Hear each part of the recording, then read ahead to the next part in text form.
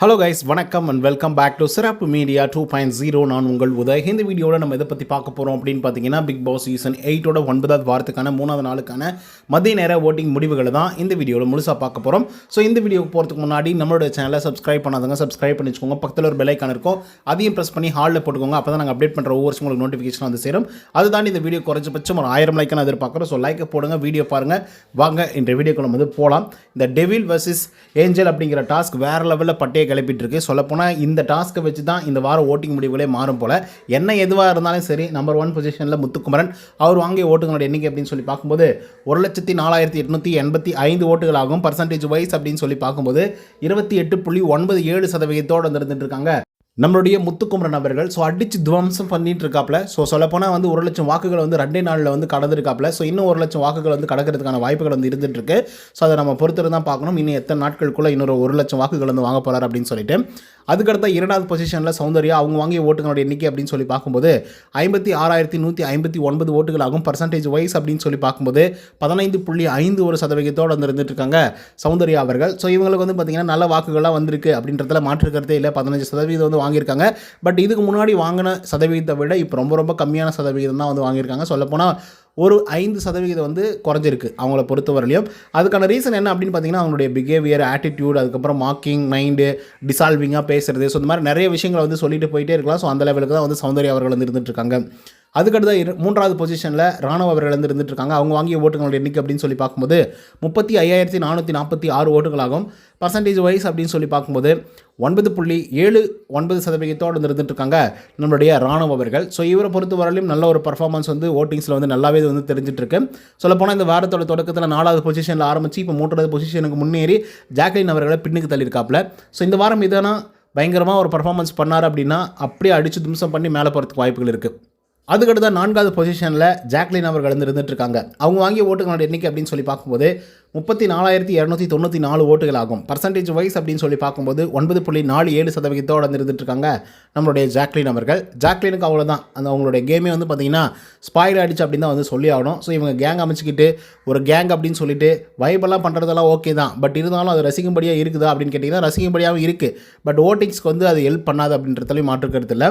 அதுக்கடுத்த 5th பொசிஷனில் மஞ்சரி அவங்க வாங்கிய ஓட்டுகளோட எண்ணிக்கை 23,500 ஓட்டுகள் ஆகும். பர்சன்டேஜ் வைஸ் அப்படின்னு சொல்லி பார்க்கும்போது 6.49% வந்து இருந்துட்டு இருக்காங்க நம்மளுடைய மஞ்சரி அவர்கள். ஸோ இவங்க இந்த வாரத்தோட தொடக்கத்தில் 10வது பொசிஷனில் ஆரம்பித்து இப்போ 5வது பொசிஷனுக்கு வந்து வந்திருக்காங்க. சொல்லப்போனால் ஜாக்லினையே பீட் பண்ணுறதுக்கான வாய்ப்புகளும் இருக்குது. அதை அவங்க பண்ணுவாங்களா பண்ண மாட்டாங்களா அப்படிங்கிறத நம்ம பொறுத்து தான் பார்க்கணும். பட் மஞ்சரி அவர்களுக்கு ஓரளவுக்கு டக்குன்னு நேற்றுக்கு வந்து ஓட்டிங்ஸ் அப்படிங்கிறது இன்க்ரீஸ் ஆச்சு. இன்றைக்கி பொறுத்த வரலையும் ரொம்ப குறைவான வாக்குகள் தான் வாங்கியிருக்காங்க இன்றைக்கி மட்டும். அதுக்கடுத்த 6th பொசிஷனில் சத்யா அவங்க வாங்கிய ஓட்டுகளோட எண்ணிக்கை அப்படின்னு சொல்லி பார்க்கும்போது 18,602 ஓட்டுகள் ஆகும். பர்சன்டேஜ் வைஸ் அப்படின்னு சொல்லி பார்க்கும்போது 5.14% வந்து இருந்துட்டு இருக்காரு சத்யா அவர்கள். சத்யா அவர்களை பொறுத்தவரையிலும் என்னமே பண்ணுறதில்ல அப்படின்னு சொல்லிட்டு நான் ஒவ்வொரு வீடியோக்கள்லையும் வந்து சொல்லிட்டு இருக்கேன்.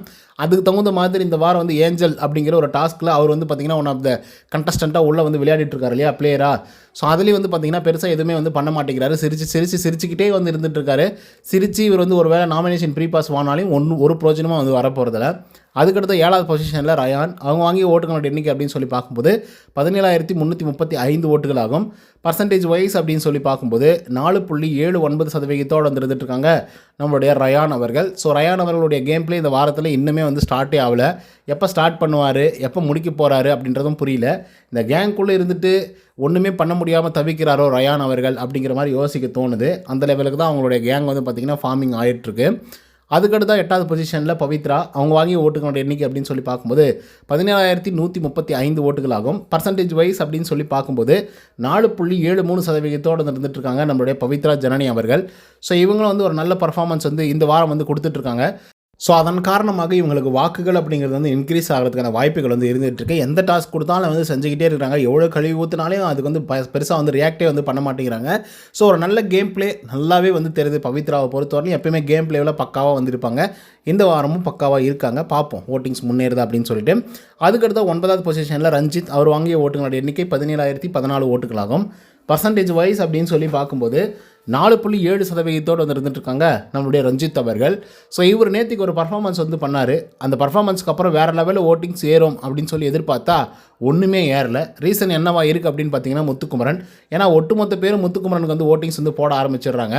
பட் இருந்தாலும் கூட நம்மளுடைய ரஞ்சித் அவர்கள் வந்து பார்த்திங்கன்னா ஓட்டிங்ஸில் கலக்குவாரா அப்படிங்கிறத பொறுத்திருந்து பார்ப்போம். அதுக்கடுத்த 10வது பொசிஷனில் நம்மளுடைய தர்ஷிகா, அவங்க வாங்கிய ஓட்டுகளோட எண்ணிக்கை அப்படின்னு சொல்லி பார்க்கும்போது 14,378 ஓட்டுகளாகும். பர்சன்டேஜ் வைஸ் அப்படின்னு சொல்லி பார்க்கும்போது 3.97% வந்து இருந்துகிட்ருக்காங்க நம்மளுடைய தர்ஷிகா அவர்கள். ஸோ என்னை பொறுத்தவரையில் இந்த வாரம் தர்ஷிகா வாரம். ஸோ அவங்க அடித்து தும்சம் பண்ணுற மாதிரி நிறைய கேள்விகளை வந்து எழுப்பிட்டுருக்காங்க. குறிப்பாக வந்து ஜாக்லின் அப்புறம் சௌந்தர்யா. ஸோ இவங்க 2 பேர்கிட்ட ஏகப்பட்ட விஷயங்களை வந்து பண்ணிகிட்டு இருக்காங்க. ஸோ அதனால் இவங்க 2 பேரோட ஏட்டர்ஸ் எல்லாருமே வந்து தர்ஷிகாவுக்கு ஓட்டு போட வாய்ப்புகள் வந்து இருந்துகிட்ருக்கு. அதுக்கடுத்த 11வது பொசிஷனில் சாட்சினா, அவங்க வாங்கிய ஓட்டுகளோட எண்ணிக்கை அப்படின்னு சொல்லி பார்க்கும்போது 11,859 ஓட்டுகளாகும். பர்சன்டேஜ் வைஸ் அப்படின்னு சொல்லி பார்க்கும்போது 3.28% இருந்துகிட்ருக்காங்க நம்மளுடைய சாட்சினா அவர்கள். ஸோ இவங்களை பொறுத்தவரையிலும் கூட இந்த வாரம் ஒரு நல்ல வாரமாக அமையறதுக்கான வாய்ப்புகள் வந்து இருக்குது.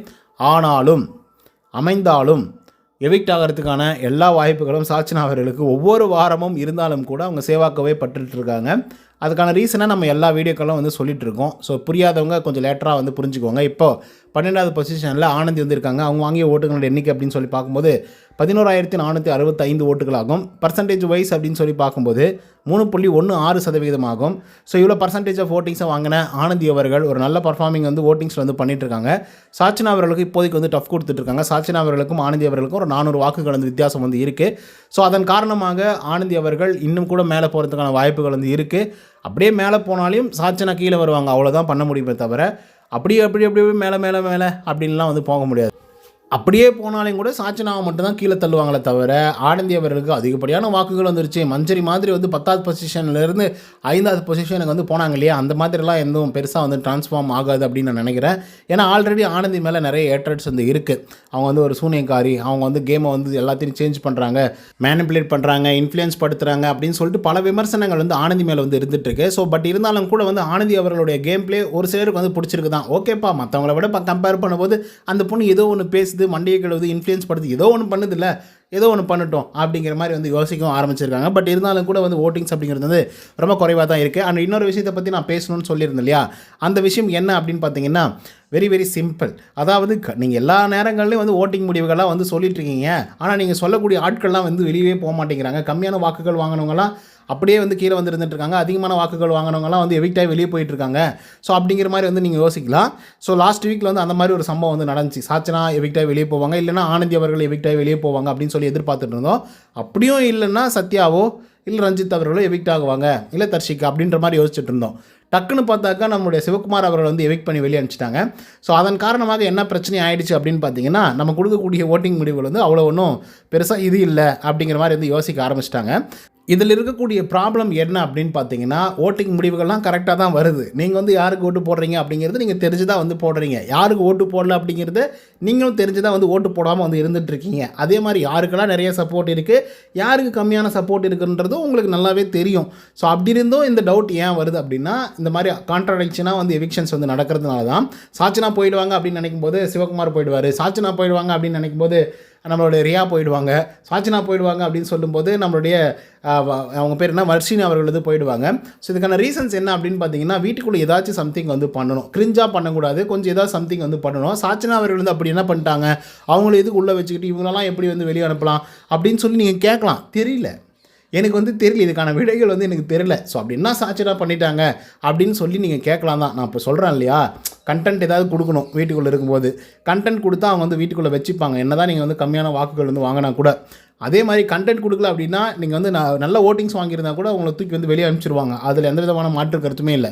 அப்போது சாட்சினா உள்ளே இருக்காங்க அப்படின்னா அவங்க கண்டென்ட்டும் பெருசாக கொடுக்குறதில்ல, கொடுத்தாலே அது வந்து ஒரு பயங்கர கிரிஞ்சு கண்டென்ட்டாக தான் வந்து இருக்குது. அப்படி இருந்து எப்படா வந்து அந்த பொண்ணை உள்ளே வச்சுக்கிறீங்க அப்படின்னு சொல்லி எனக்கு கேள்வி கேட்டால் அதுக்கு நான் பொறுப்பல்ல. End of the day Big Boss and team எடுக்கக்கூடியது தான் முடிவு. ஸோ அவங்க எடுத்து யாரை எவிக்ட் பண்ணி வெளியே அனுப்பணும்னு நினைக்கிறாங்களோ அவங்க தான் வந்து எவிக்ட் ஆகுவாங்க. இவங்கெல்லாம் இருந்தால் நல்லா இருக்கும், இவங்கெல்லாம் இருந்தால் நெக்ஸ்ட்டு வீக்கில் வந்து கண்டென்ட் வந்து இம்ப்ரூவைஸ் ஆகும், அவங்களுடைய ஃபாலோவர்ஸ் வந்து வாட்ச் பண்ணுவாங்க, அவங்களுக்காக வந்து டிவி பார்ப்பாங்க அப்படின்னு சொல்லி யோசித்தாங்க அப்படின்னா மேபி அந்த ஆட்களை வந்து உள்ளே வந்து வச்சுக்கிறதுக்கான வாய்ப்புகள் வந்து இருக்குது. அப்படி இல்லை, இவன் வந்து ஒன்றுமே இல்லை, ஒஸ்ட்டு, ஒன்றுமே இவங்களால வந்து எதுவுமே நடக்க போகிறது இல்லைங்க, டிஆர்பி ஏற போகிறதில்ல அப்படிங்கிற ஒரு மைண்ட் செட் வந்துடுச்சு அப்படின்னா இவங்களை தூக்கி எவிக்ட் பண்ணி வெளியே அனுப்பிச்சிருவாங்க. ஸோ இதுதான் காலங்காலமாக நடக்கக்கூடிய ஒரு விஷயம். நீங்கள் இந்த சீசன் தான் ஃபஸ்ட் டைம் பார்க்குறீங்க அப்படின்னா, உங்களுக்கு ஒரு வேளை இதை பற்றி தெரியல அப்படின்னா தெரிஞ்சுக்கோங்க. இப்படி தான் வந்து நடக்குது. ஒவ்வொரு சீசன்கள்லையும் இப்படி தான் வந்து நடந்துகிட்ருக்கு. ஏன்னா லாஸ்ட்டு சீசனில் வந்து பார்த்திங்கன்னா நம்மளுடைய அந்த பொண்ணு பேர் மாயா இருக்காங்களே, அவங்கெல்லாம் வந்து தேர்ட் வீக்கே போக வேண்டியவங்க தான். பட் டைட்டில் வின்னர் ஆகிற லெவலுக்கு வந்து பார்த்திங்கன்னா கடைசி வரைக்கும் வந்துட்டு இருந்தாங்க. ஸோ அந்தளவுக்கு வந்து சப்போர்ட் வந்து கிடச்சிட்டு இருந்தது. ஸோ அதுக்கு தகுந்த மாதிரி அவங்க வந்து பார்த்திங்கன்னா கண்டென்ட் வந்து பண்ணாங்க. பட் மக்களால் அது ஏற்றுக்கொள்ளப்பட முடியல. ஸோ இதை பற்றின உங்களுக்கு கருத்துக்கள் என்ன அப்படிங்கிறத கமெண்ட்டில் சொல்லுங்கள். இந்த வீடியோ உங்களுக்கு வந்து பிடிச்சிருந்தா லைக் அண்ட் சப்ஸ்கிரைப் பண்ண மறந்துடாதீங்க. நன்றி, வணக்கம்.